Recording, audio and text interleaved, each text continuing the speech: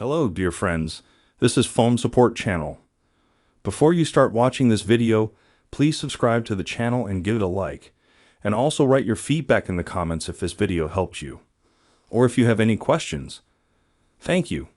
In this video, I want to show and tell you how to delete your Facebook profile picture. The method is very simple, nothing complicated. What do you need to do for this? To do this, you need to go to Facebook. Now you click on your menu, then you click on your profile. Now to delete your profile picture, you click on it, and here you click See Profile Picture.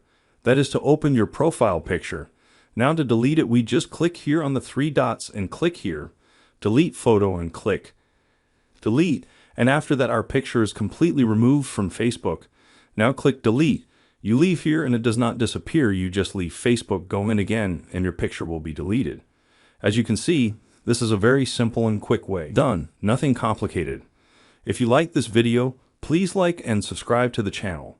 And also watch other useful videos on the channel. That was Phone Support. Bye bye.